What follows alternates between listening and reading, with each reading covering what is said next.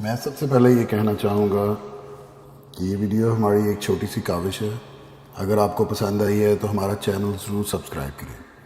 ہم فیس بک اور ٹویٹر پر بھی ہیں، ان کے لنکس ڈسکرپشن میں ہیں۔ اچھی بات کسی کو بتانا صدقہ جاریہ ہوتا ہے۔ آپ بھی اس ویڈیو کو شیئر کریں، ہو سکتا ہے آپ کے توسط سے کسی مجبور بہن بھائی کا بھلا ہو جائے اور تا قیامت آپ کو اس کا اجر ملتا رہے۔ اس لیے اس ویڈیو کو بہت شیئر کریں تاکہ جو کوئی ضرورت مند ہیں ان تک یہ پیغام پہنچ سکے۔ اور دوستو، اس ویڈیو کو سبسکرائب کرنے کے لیے یہ آپ سبسکرائب پہ کلک کریں گے اور اس کے بعد بیل کے آئیکن پہ کلک کر کے ہمارے چینل کو سبسکرائب کر سکتے ہیں۔ جزاک اللہ۔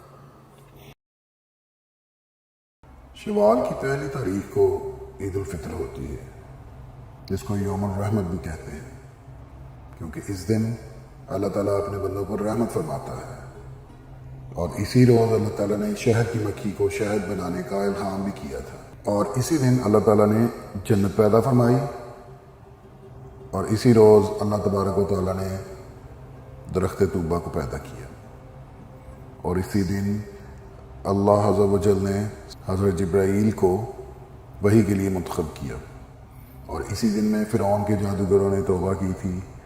اسی مہینہ کی چوتھی تاریخ کو سید العالمین رحمۃ للعالمین صلی اللہ علیہ وآلہ وسلم نجران کے نصرانیوں کے ساتھ مباہلہ کے لیے نکلے تھے، اور اسی ماہ کی 15ویں تاریخ کو احد کی لڑائی ہوئی تھی، جس میں سید الشہداء حضرت امیر حمزہ شہید ہوئے تھے۔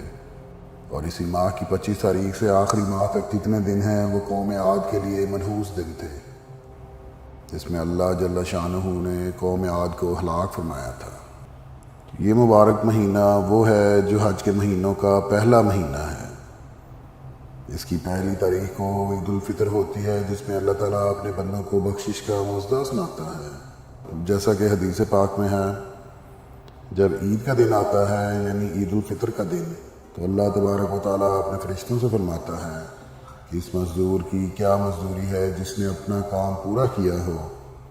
فرشتے عرض کرتے ہیں کہ اے ہمارے پروردگار، اس کی جزا یہ ہے کہ اسے پورا اجر دیا جائے۔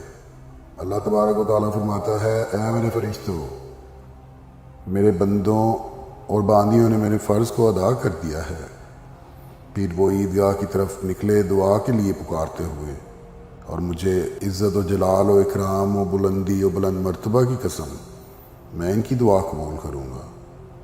بس فرماتا ہے، اے میرے بندو، لوٹ جاؤ، میں نے تمہیں بخش دیا اور تمہاری برائیاں نیکیوں سے بدل دیں۔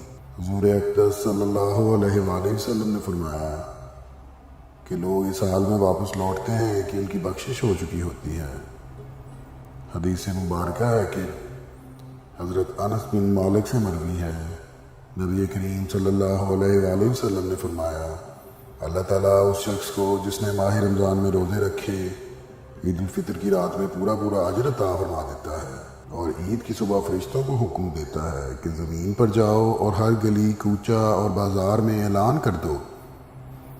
اس آواز کو جن و انس کے علاوہ تمام مخلوق سنتی ہے کہ محمد صلی اللہ علیہ وآلہ وسلم کے امتیوں، اپنے رب کی طرف بڑھو، وہ تمہاری تھوڑی نماز کو قبول کر کے بڑا اجر عطا فرمائے گا اور بڑے بڑے گناہوں کو بخش دے گا۔ اور پھر لوگ عیدگاہ کو روانہ ہو جاتے ہیں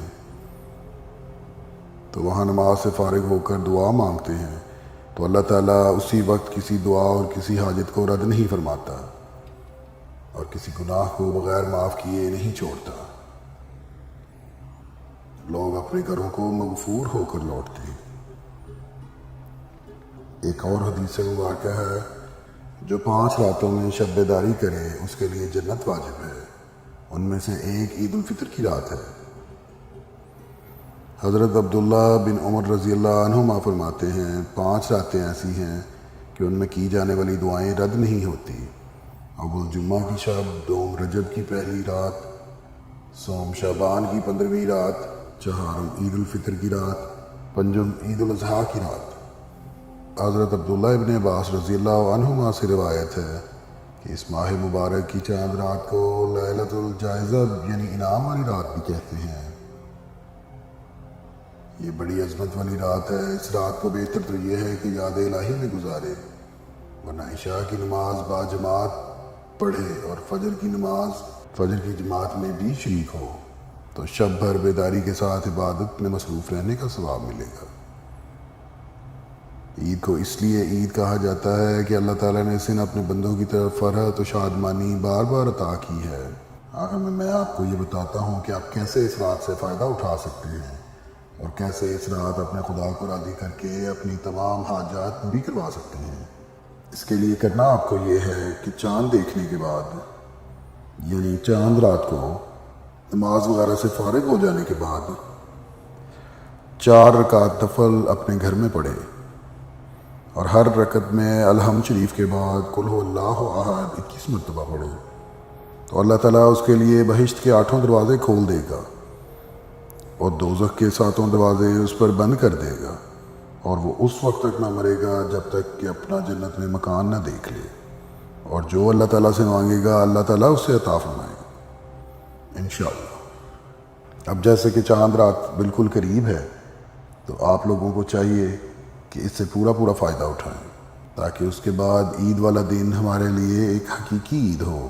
اور آخر میں یہ کہوں گا کہ آپ ہمارا چینل سبسکرائب کریں اور کامنٹ کر کے بتائیں ہمیں کہ آپ کا یہ تجربہ کیسا رہا تاکہ دوسروں کو بھی انکریجمنٹ ملے۔ اللہ حافظ۔